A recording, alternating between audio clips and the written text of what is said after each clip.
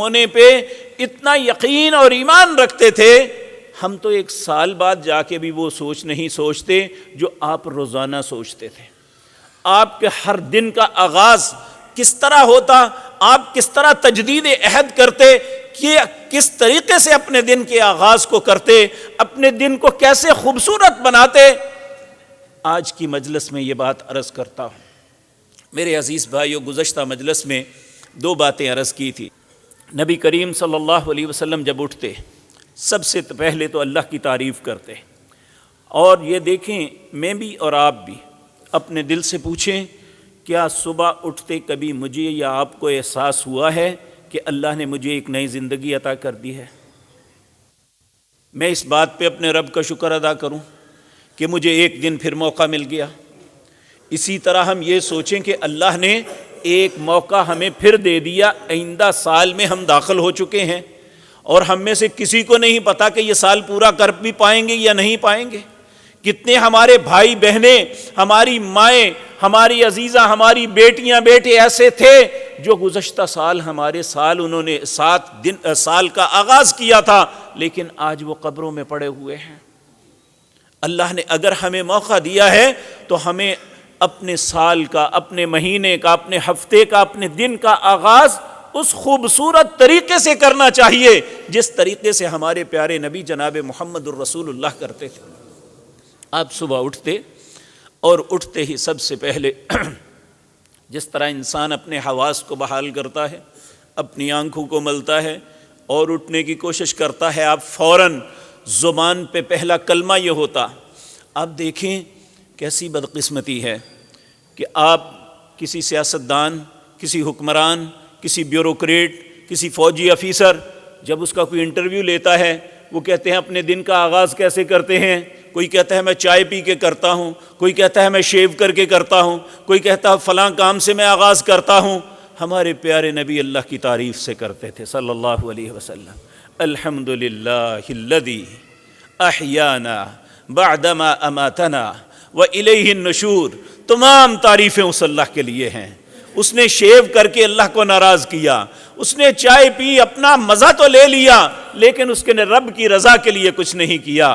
میرے نبی جناب محمد الرسول اللہ صلی اللہ علیہ وسلم اپنی صبح کا آغاز، زبان سے پہلا کلمہ جو نکلتا وہ یہ نکلتا، الحمدللہ الحمدللہ۔ تمام تعریفیں اللہ کی ہیں۔ الذی، اللہ وہ ذات پاک ہے، احیانا، جس نے مجھے دوبارہ زندگی بخشی، بعدما اماتنا، نیند موت کی بہن ہے، میں ایک طرح مر چکا تھا، اللہ نے مجھے دوبارہ زندگی دی، اس لیے الحمدللہ۔ تمام تعریفیں اس اللہ کے لیے ہیں۔ احیانا بعدما اماتنا، اور پھر وہ کہتا ہے وإلیہ النشور، ہمیشہ کے لیے زندگی نہیں، لوٹ کے مجھے اسی کے پاس جانا ہے۔ پھر آپ ایک دوسری دعا کرتے، اس کا آغاز بھی یہی کہتے، الحمدللہ، تمام تعریفیں اللہ کے لیے ہیں۔ الذی، اللہ وہ ذات پاک ہے، آفانی فی جسدی، جس نے میرے جسم کو عافیت سے نوازا۔ کتنے لوگ ہیں جب صبح اٹھتے ہیں، رات کو سوئے دیکھتے تھے، صبح اٹھے نظر ختم ہو گئی۔ کتنے لوگ ہیں رات کو سوئے سنتے تھے، صبح اٹھے سماعت ختم ہو گئی۔ کتنے لوگ ہیں رات کو بولتے تھے، صبح اٹھے فالج ہوا، زبان بولنے سے قاصر ہو گئی۔ کتنے لوگ ہیں رات کو چلتے تھے، رات کو سوئے، صبح اٹھے فالج کی وجہ سے اپاہج ہو گئے۔ اگر اللہ نے دوبارہ صحت اور عافیت سے نوازا ہے تو کیا اس کا حق نہیں بنتا اس کی تعریف کی جائے؟ پیارے نبی صلی اللہ علیہ وسلم کہتے الحمدللہ، تمام تعریفیں اللہ کے لیے ہیں۔ الذی، اللہ وہ ذات پاک ہے، آفانی فی بدنی، جس نے میرے جسد کو، آفانی فی جسدی، جس نے میرے جسم کو عافیت سے نوازا، ورد علی روحی، میری روح کو واپس پلٹا دیا۔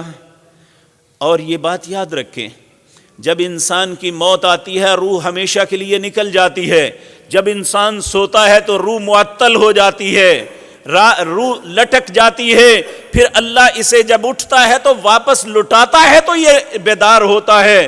ورد علی روحی، اللہ نے میری روح کو واپس پلٹا دیا۔ اور تیسری بات کیا کہتے؟ تعریف اس اللہ کی ہے وَأَذِنَ لِي بِذِكْرِي، جس نے اپنے ذکر کی مجھے اجازت دے دی۔ یہ کسی بھی انسان کے لیے نعمت سے کم نہیں ہے کہ اللہ اسے اپنے ذکر کی اجازت دے دے، وہ اللہ کے لیے اٹھ پڑے، اللہ کی تعریف کرے۔ اور اگر یہ منہ سے تعریف کے کلمات نکلے ہیں تو یہ اللہ رب العزت کی عنایت کی وجہ سے نکلے ہیں، وگرنہ آپ دیکھ لیں ہم اٹھتے ہیں کسی نہ کسی کام میں، کسی نہ کسی پریشانی میں، ہماری سوچ ہی اور طرف چلی جاتی ہے، نہیں توفیق ملتی۔